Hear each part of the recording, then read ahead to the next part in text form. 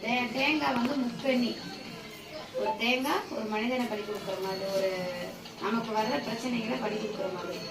அதுல வந்து இந்த தேங்காய் நம்ம உடைக்கும் போது பாத்தீங்கன்னா நம்ம குடும்பத்துல என்ன பிரச்சனைகள் என்ன இது இருக்கு, நம்ம செய்வினை கோளாறு எல்லாத்துக்குமே எல்லாம் அந்த மாதிரி தான் வரும்.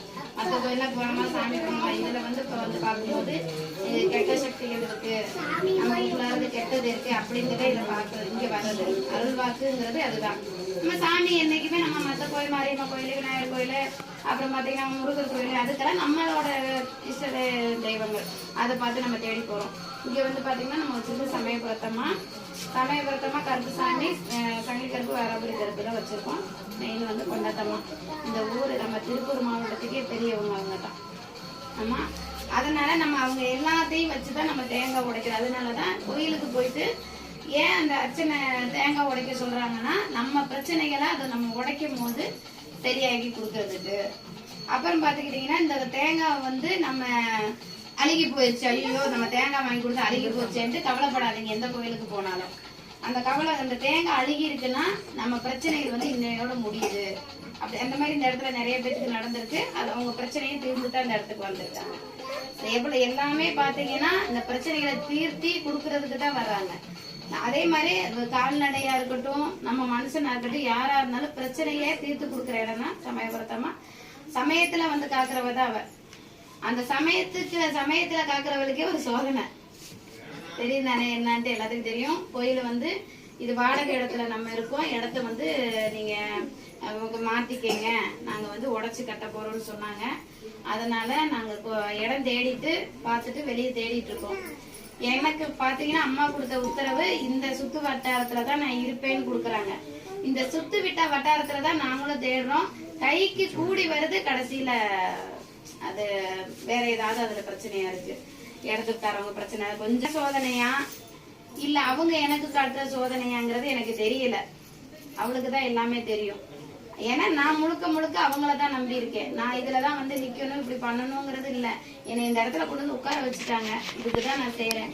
யாருக்கிட்டையுமே எதுவுமே இத்தனை வருஷம் நான் நடத்துறேன்னா யாருக்கிட்டையுமே 10 காசு எதிர்பார்க்காம தான் நான் செஞ்சுட்டு இருக்கேன். வர்ற அருளுக்கும் வர அந்த பூஜைக்கு உண்டானதை தான் நீங்க கொடுக்குறீங்கன்னு ஒழிஞ்சு நான் இந்த பூஜை இவ்வளவு பண்றேன், இவ்வளவு செய்யறேன், எனக்கு இவ்வளவு கூட அவ்வளவு கூடன்னு நான் கேட்டு யாரையும் எதிர்பார்த்து நிக்கிறேன். அப்படி எதிர்பார்க்காதனாலதான் என்னைய கொண்டு போய் இக்கட்டான சூழ்நிலையில தள்ளி விட்டாங்களான்னு எனக்கு சத்தியமா தெரியல.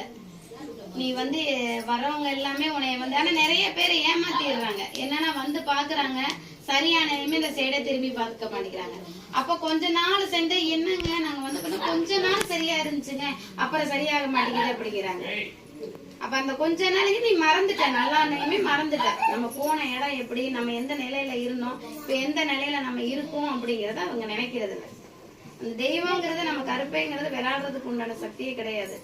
அந்த ஒரு சின்ன பையன் கொண்டு போயிட்டு அந்த இடத்துல வெற்றி பெற்று கொண்டு வந்திருக்கானா அது அவர் வந்து அவருக்கு அந்த கால ரூபத்துல அவர் துணைக்கு போயிருக்காரு. அதனால இப்ப வந்து அந்த பையன் படுத்துக்கிட்டான், எந்திரிக்க முடியல. இங்க வர்றேனாமா, நான் அந்த காளைய கொண்டு போறேன். எனக்கு போன் பண்றாப்புல, யாரு பேச்சையும் கேட்காத மனுஷன், தான் பெருச்சு தான் சொல்றதுதான் சரின்னு சொன்னா, அம்மா நான் அந்த காளையை கொண்டு போறேன், இது ஜெயிச்சு வர்றது உங்களோட பொறுப்புட்டாப்புல. இது ஜெயிச்சு வர்றது உங்களோட பொறுப்பு, ஜெயிக்க வர்றது உங்க பொறுப்பு, நான் நாளைக்கு வரேன் மாட்டேன். இப்ப வந்து கந்திச்சுட்டு அந்த பையனுக்கு வந்து அந்த அளவுக்கு படுத்துட்டாப்புலையம்மா. வரும்போதே அவங்க சங்கடத்துலதான் இப்ப வந்திருக்காங்க அத்தை. அப்ப இந்த சின்ன பையன், அவங்க கூட இருக்கிறவங்கள சின்ன பையன் இந்த அளவுக்கு ஜெயிச்சு கொண்டுட்டு வந்துட்டானே, அப்போ அந்த பையன் வந்து இவனை அடுத்து நம்ம வளர விடக்கூடாதுங்கிற நிறைய பேத்துக்கு அதுல கண்ணு வரும். புரியுதுங்களா? அப்ப நம்ம வந்து பெத்தவங்க தான் அந்த பிள்ளைக்கு கொஞ்சம் பாதுகாப்பு நான் கொடுப்பேன், என்னால முடியும். நான் பாதுகாப்பு கொடுக்கறேன்னா என் பொருளை நான் அனுப்பி விட்டேன். என் பொருளை போயிட்டு அந்த இடத்துல சரி பண்ணி கொண்டு வந்துச்சு. அதை விட பெருசு, நான் வந்து நேற்று அந்த பையன் போனதுக்கு அப்புறம் ரொம்ப துடிச்சேன். ஐயோ நம்ம நீங்க என்ன நினைச்சீங்களா, நான் உட்காந்து பிடிச்சு மடிப்புச்சு கேட்டேன். ஐயோ பிள்ளை என்னைய நம்பிருச்சு, என்ன நம்பிருச்சு தாயே, நீ போய் அந்த சின்ன குழந்தை ஏமாந்து வந்துடக்கூடாதுன்னு சத்தியமா நினைச்சு ஒரு சொட்டு கண்ணீர் இந்த இடத்துல விட்டேன். ஏன்னா அந்த பையன் இந்த கோயிலுக்கே வரமாட்டேன்னு சொன்னவன், இந்த இடத்துல வந்து நான் நிக்க மாட்டேன், எதுவும் பண்ண மாட்டேன், எனக்கு யாரும் எதுவும் இல்லை அப்படின்னு சொன்ன பையன் இந்த இடத்துக்கு அவ வர வச்சா. அவனுக்கு ஒரு ஆபத்து வருதுங்கிறதையும் தடுத்து விட்டான். அந்த ஆபத்து அந்த கால ரூபத்துல அந்த ஆபத்து அந்த பையன் அந்த காளைக்கு வந்துச்சு. தான் குழந்தைக்கு வர வேண்டியத அந்த காளைக்கு வர வச்சு. நேத்து அந்த பையன் எனக்கு சொன்னது, என்னை நீ வந்து என் முன்னாடி நில்லு, என் முட்டி போட்டு உட்காருங்கிற மாதிரி எனக்கு எடுத்து நான் கையெடுத்து, அம்மா தாயே உன்னை நம்பி போற அந்த பையன் எப்படியாச்சும் பிஞ்சு குழந்தைதான், அது ஒண்ணும் பெரிய குழந்தை கிடையாது, பெரிய ஆளு குழந்தைதான் என்ன பொறுத்தளவு. அது உன்னை நம்பி உன் பொருளை வச்சு நீ அந்த இடத்துட்ட போகுது, நீ இதை சரி பண்ணி கொண்டு வரதையாதான் உனக்கு சக்தியா இருக்கிறவன்ட்டு நான் நினைச்சேன். ஏன்னா ஏற்கனவே 2 டைம் போய் அந்த பையன் ஆகலன்னு வந்துருச்சு, அதுவே எனக்கு சங்கடமா இருந்துச்சு. இந்த 3ஆவது டைம் போறது நீ வெற்றி பெற்று தான் கொண்டு போய் சேர்த்து. அப்பதான் நீ தெய்வம். அவங்க அத்தனை தொலைவுல இருந்து பொள்ளாச்சில இருந்து வர்றாங்க. அவங்க எத்தனை டைம் வந்துட்டு போயிட்டாங்க. நீங்க கூட அமாவாசை பௌர்ணமிங்கிற தேடி அவங்க வந்து இடையில 2-3 டைம் வந்துட்டு போயிருவாங்க. அத்தனை அந்த இவ்வளவு தூரத்துல இருந்து அந்த பையனுக்காக தேடி இங்க வந்து கேட்டாங்க அப்படின்னா, நான் சத்தியமா நேத்து நான் உட்காந்து கண்ணீர் விட்டேன். நான் என்னை நம்பி அந்த பிள்ளை அம்மா நீங்க தான் பொறுப்புன்னு சொல்லி போகும்போது எனக்கு அப்படியே என் மேலே நெருப்பள்ளி கொட்டு மாதிரி அப்படியே அந்த அளவுக்கு ஆயிடுச்சு. உடனே அனல் பாஞ்சிருச்சு. எப்படியாவது அந்த குழந்தைய எனக்கு அந்த இடத்துல இருக்கு அந்த போன் வரும் வரும் வரும் வரும்னு எனக்கு அப்படியே ஆர்வமா இருந்தேன். அந்த அம்மா அப்படியே நாளைக்கு சொல்லிக்கலான் இருந்தாங்க. அந்த அம்மாவா நீ சங்கடப்பட்டுக்கிட்டு இருக்க, நீ சொல்லிடுறேன்னு சொன்னாங்களா என்னன்னு தெரியல. அந்த அம்மா நைட்டு கூப்பிட்டாங்க. அம்மா நம்ம காலதான் ஃபர்ஸ்டா இருந்துச்சு. எனக்கு அந்த நேரத்துல நான் பட்ட சந்தோஷத்துக்கு அளவே கிடையாது. அந்த சந்தோஷம் இவ்வளவுதான் சேரும். அதே மாதிரி எனக்கு கொடுத்துருக்க இந்த சோதனையும் பாத்தீங்கன்னா, ஆம்பளைக்கு ஆம்பளையோ பொம்பளைக்கு பொம்பளையோ, நானும் சின்ன பிள்ளைதான். ஆனா எனக்குள்ளார வந்து அவ இறங்குறான்னா நானும் அந்த சோதனையில தான் நானும் சுத்து வட்டாரத்தை நான் தவிக்கிட்டு இருக்கேன். படுத்தா தூக்க வர மாட்டேங்குது. 2 மணி 3 மணிக்கு தான் நான் தூங்குறேன். ஏன்னா அவளை கொண்டு போயிட்டு இந்த 3-4 மாசத்துல ஒரு இடத்துல உட்கார வைக்கணும். அவளுக்கு உண்டானது என்கிட்ட நான் யாருக்கிட்டயுமே அடிச்சு புடுங்க கிடையாது. அதனால என்கிட்ட இல்ல. உன்னால உனக்கு எப்படி கொண்டு போயிட்டு அந்த இடத்துல சேர்த்து வைக்க முடியுமோ உன்னால கொண்டு போய் சேர்த்து வச்சுக்க. இது உன்னோட முடிவு, நீ கொடுத்த முடிவு. நீ தான் அவங்களுக்கு கொடுத்தா அவங்க இந்த இடத்துல கொண்டு வந்து நீ வையுமா, உன்னால எப்போ உனக்கு வசதி இருந்து நீ வெளியே போறிய அப்ப போய்க்கணும் என்ன சொன்னாங்க. இப்ப அவங்க குடும்ப சூழ்நிலை என்ன பிரச்சனையோ சொத்து பிரச்சனை வந்து அவங்க சொன்னாங்க. சரி நம்மளும் அதுக்கு தகுந்த மாதிரி போறோம். ஆனா எனக்கு நம்பிக்கை இருக்கு, கரெக்டா அந்த நேரத்துக்கு என்னை கொண்டு போயிட்டு உட்கார வச்சிருவாங்கிற நம்பிக்கை இருக்கு. ஆனா எனக்கு வந்து மக்களோட செல்வாக்கும் தேவை. எனக்கு எல்லாமே எனக்கு உதவி பண்றேன் எல்லாம் பண்றேன்னு சொல்றாங்க. அதுக்குதான் நாங்க போஸ்ட் விட்டோம். போனும் பாத்தீங்கன்னா, அம்மா என்ன வேணும் என்னங்கம்மா இன்னும் நீங்க எங்களுக்கு ஜிப்ளை நம்பர் அனுப்பல. ஏன்னா டக்குன்னு நம்ம அனுப்பக்கூடாது. என்ன நானும் ஏமாத்திக்காரி ஆயிடக்கூடாதுல்ல. ஏன்னா ஏற்கனவே பாத்தீங்களா நிறைய பேர் சாமியாருங்க அதை செய்யறாங்க இதை செய்யறாங்க நிறைய பேர் சொல்றாங்க. அந்த மாதிரி அந்த பொய்யான இது வரக்கூடாது. அந்த நேற்று அந்த வந்த தாயும் பாத்தீங்கன்னா அந்த அளவுக்கு பரிதவிச்சுதான் அந்த இடத்துல வந்து உட்காந்துச்சு. அவ்வளவு பிள்ளைங்க, அந்த மாதிரி பிள்ளைங்களை நான் பாக்கல. அம்மா எங்களுக்கு அந்த பையனுங்க வந்து நேற்று உட்காந்து சொல்றாங்க, அம்மா எங்களுக்காக எங்க அம்மா எந்திரிச்சு எங்களுக்கு கொஞ்சம் சோறு போட்டு நல்லது கெட்டது பார்த்து எங்க கூட இருந்துச்சுன்னா எங்களுக்கு அவ்வளவு நான் சொன்னேன். அவங்க போனையுமே சொன்னேன், இப்படி பையனுங்க இருக்காங்கம்மா ஆச்சரியமா இருக்குமா. ஏன்னா எல்லாமே அப்படி இருக்க மாட்டாங்க. நிறைய பேர் நம்ம இடத்துக்கு வந்தவங்க பெத்த தாய்க்கு வந்து ரொம்ப கஷ்டம் கொடுக்கறாங்க. தண்ணி அடிக்கிறது, வாடி போடின்னு பேசுறது, ஒரு எந்த சூழ்நிலையும் முதல்ல தாயை வணங்கிட்டு தான் நம்ம தெய்வத்தை வணங்கணும். அந்த ஒரு சூழ்நிலை அந்த இது கொடுக்கல. அந்த மாதிரி சித்திரவதை பார்க்கிற இடத்துலயும் இருக்கிறேன். இந்த மாதிரி நல்ல குழந்தைங்க வர்ற இடத்துலயும் நான் இருக்கேன்.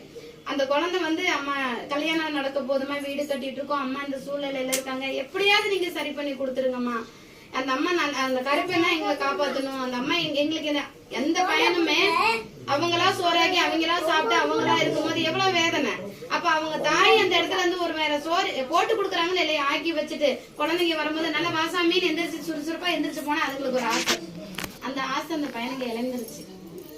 அவ்வளவு பாதிக்கப்பட்டாங்க. அந்த அம்மா ஒரு 5 வருஷ காலமாவே பாதிக்கப்பட்டு இப்ப ரொம்பவுமே பாதிக்கப்பட்டாங்க. பிள்ளைக்கு ஒரு நல்லதை எடுத்து நடத்தி வைக்கிறதுக்குள்ள நமக்கு ஏதோ ஒண்ணுங்கும் போது அந்த அம்மா நேற்று சொல்லும்போது எனக்கு பரிதவிச்சுட்டேன்.